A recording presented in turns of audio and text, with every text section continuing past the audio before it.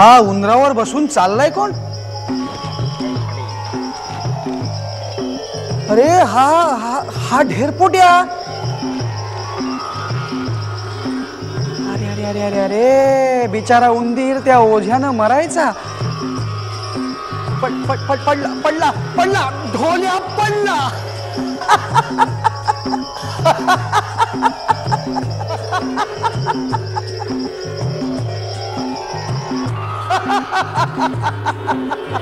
दुसऱ्याच्या वैकुंठावर हसून एवढं सुद्धा तुला कळत नाही. अशी वेळ प्रत्येकावर कधी ना कधी येतेच, कळलं? तू मला हसतोयस, पण लक्षात ठेव, एक दिवस तुला याची शिक्षा होईलच होईल. ढेरपोट्या ढेरपोट्या नीट जा नीट जा. पडशील पडशील नीट जा.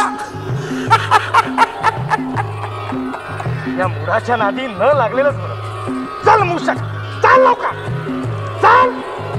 अरे चल. गणेशा, माते. गणेशा, अरे आज तू लाडू आणि मोदकाला साधा स्पर्श सुद्धा केला नाहीस. आज आमच्या गणेशाचा उपवास आहे वाटतं. माते.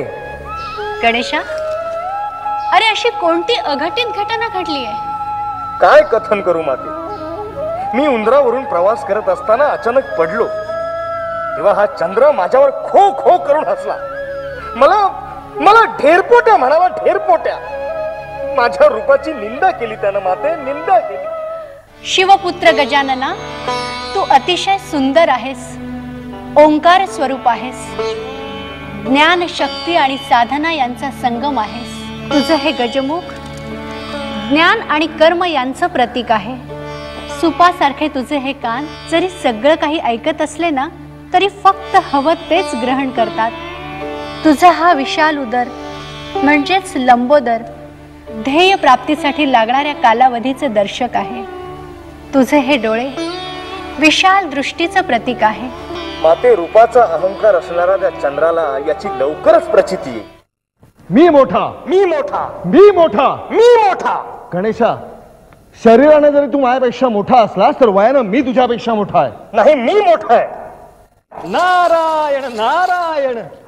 अरे अरे, बंधू प्रेमाऐवजी बंधू भांडण चाललेलं दिसतंय. मुनिवर, तुम्ही सांगा, वयानं मी गणेशापेक्षा मोठा नाही का? अरे मोठेपण हे वयावर की बुद्धिमत्तेवर सिद्ध करायचं, हा खरा प्रश्न आहे. मुनिवर, आपलं म्हणणं अगदी योग्य आहे. तरी सुद्धा सर्व गोष्टींमध्ये मी तुझ्यापेक्षा सरस आहे. स्वतः विषय एवढा अहंकार. अरे यावरूनच सिद्ध होतंय तू किती लहान आहेस ते. नारायण नारायण. अरे असे भांडता कशाला? त्यापेक्षा असं करूया, आपण तुमची परीक्षाच घेऊया ना. अवश्य अवश्य अवश्य. तुमच्यापैकी जो कोणी पृथ्वी प्रदक्षिणा प्रथम पूर्ण करील तो मोठा. मान्य? मान्य मान्य. मग मी जिंकलोच म्हणून समजा. गणेशा, मी चाललो माझ्या मयुरावर पृथ्वी प्रदक्षिणा करायला. तू ये तुझ्या मूषकावर हळूहळू. कार्तिकेय, माझं वाहन जरी मूषक असलं तरी मी हरणं कदापि शक्य नाही. नारायण नारायण.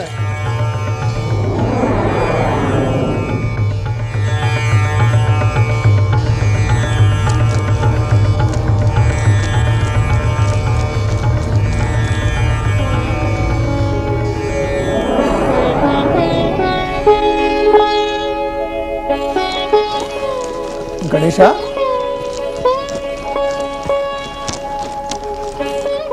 बाळ गणेशा, या 7 प्रदक्षिणा कशासाठी? ते आमचे परीक्षक मुनिवर नारद यांनाच विचारा.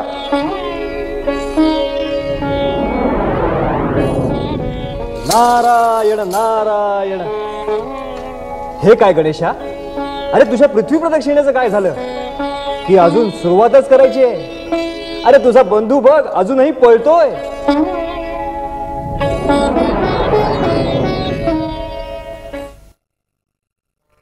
मुनिवर, मी माझी कामगिरी पूर्ण केलेली आहे. मुनिवर, हे काय योजलं आपण? अहो, मोठा कोण यावर या 2 बंधूंमध्ये वाद चालला होता.